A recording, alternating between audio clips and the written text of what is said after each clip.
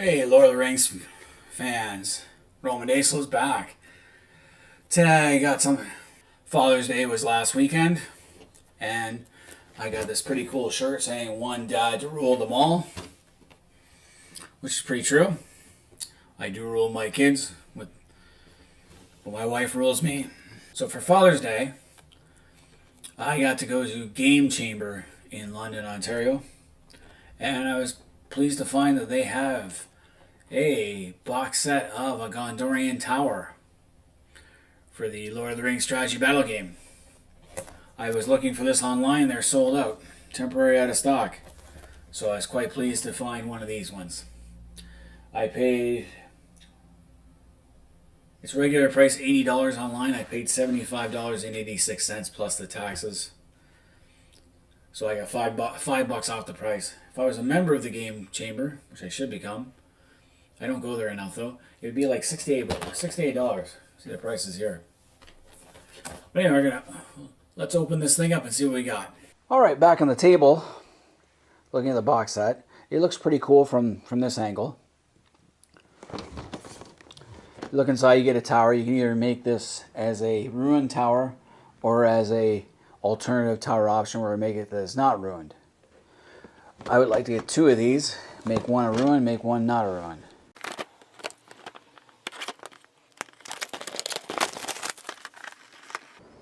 Let's open it up. Okay. See the directions, which are always good to have. It's supposed to be modular, which is good. So it just looks like a hollow shell with a top. It would have been cooler if it had been a, they'd actually have a winding staircase or certain floors. You just take it, split it in two, like in the middle. That would have been nice. And it comes in a couple of sprues. So it's a plastic, obviously. So it comes in three sprues.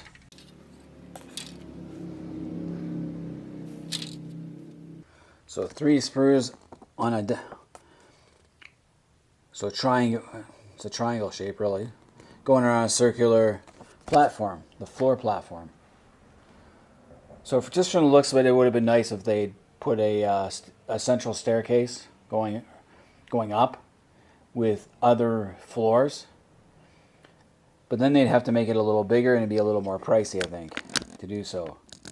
Just an idea to throw out there, that's all. Well, let's paint this up. I finally put this tower together. Now there are two ways you can do it. You can make the whole tower, or you can make it the ruin. I chose the ruin for this one. I want to buy another one and make it into the whole tower. Now, one problem I found was it's really hard to put it together. Like, everything was easy until you get to the last section where you have to really clamp it down to try and get it to stick. Because it's round, right? And you're trying to stick two round edges together at the final piece. It makes it incredibly hard, and it's something they could have thought out better. It would have been better if they just made it into one piece, one whole piece going around, two whole pieces, three whole pieces, and then build up. That way, it's just setting things on top of each other, not trying to force it to go in a round circle. If you're a master builder who knows all of this stuff, all the tricks of doing this stuff, you can probably do it. It took me a long time, many tries. You can see all the paint, you can see all the glue attempts I made. Broke other pieces and had to re-glue so many things. So that one I can't explain like stone shifting, other than an earthquake making a crack but it's too regular. So that's a screw up. So it would just be like that. There we go. Everything else is pretty good. The other thing I noticed is there's all these extra pieces I have now. Because if you're building just the non-ruin one, you have all these little ceiling pieces for the complete dome. And that's cool to keep. But you also have all these, every one of these spurs was the exact same. No deviations. There's all these extra little pieces. I don't even know what they're for. So I'm talking about extra pieces. Like, I have three of these pieces. Only one goes on the actual model, according to the instructions. Feel like I'm Emmett from the Lego movie. Just follow the instructions instead of being a master builder. So I got 3 of these things. 1 goes on the building, 2 will be just rubble in the streets. Same thing with this piece here, rubble in the streets. Now when I said they should have made this just as round pieces in a drum, this piece here was also incredibly hard to fit together, which might be part of my problem. It has to go in the groove here all the way around. If you don't have it right, it's going to cause a lot of problems. Everything's got to be just perfect for it to fit in right. Like I said, a master builder can do it, but not me. It's a little tricky. It would have been better if they just made it into, build this thing and have it sit on some little slots, like have little projections sticking out of the inside that it could just sit nicely on, instead of having it in an actual circular groove to connect. It would have been much better. They're not listed in the actual manual on how to build it. Pieces 16 and 17 don't exist in the manual, but they're here in the sprues, and they're just extra pieces. I guess you can make them into rubble anywhere you want around. And that's what I'm going to do with these extra pieces. I'm going to make them into extra rubble laying around the Ascilia set. That's all I can do with it. But with the exception of the one screw up, I'm happy. It comes out really beautifully. I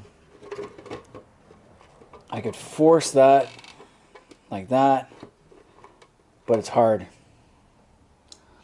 Took many tries to get it just like that, just to get it that close. So I'm not gonna screw with it anymore. That's enough. I'm just gonna paint it now. All right, so we have the finished product here.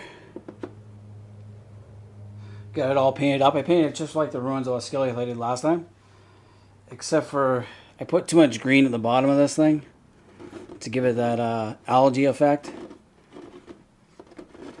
and didn't do. But I'm not going to bother changing it. I think it looks pretty good, except for the spot where I screwed up, where I couldn't get it in, no matter how hard I tried. But the color scheme is the same thing. After I used a glossy black as a base for some reason, just because I bought this spray can like that, I just got to use it up. Then I used Dawnstone Gray, Pallid Flesh White, and then a Nuln Oil on top.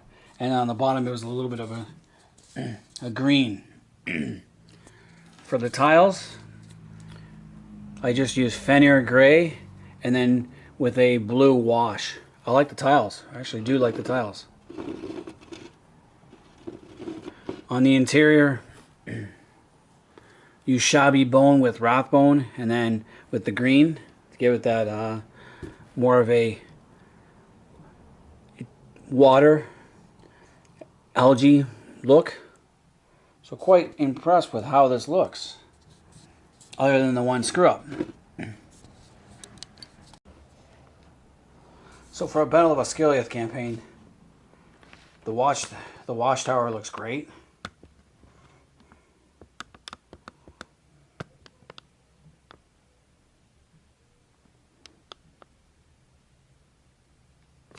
Ascilia, the 4 pieces they give you in the battle one. And then the watchtower itself can hold four guys. I'd put archers up there. I got a squad down there. And then of course I got 2 boatloads of Moran orcs with some archers coming for the docks, coming to the quays. So it's an excellent set piece for a battle. And sooner or later I'll get it all set up and play it again. So I played the Battle of Ascilia before with my kids.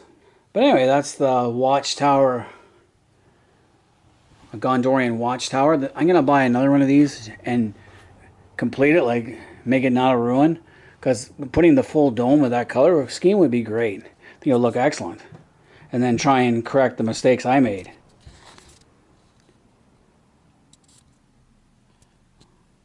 but definitely cool. I'm glad Games Workshop decided to go in this direction, and hopefully they continue to do more. All you Lord of the Rings fans, Lord of the Rings strategy battle game fans, Middle-earth role-playing fans, you can use this in a Middle-earth setting, in the role-playing settings. Let me know what you guys think of this. Leave comments in the comment section. Hit the like button, subscribe if you're new to the channel, and until next time, I'm Roman Diesel. I am out of here.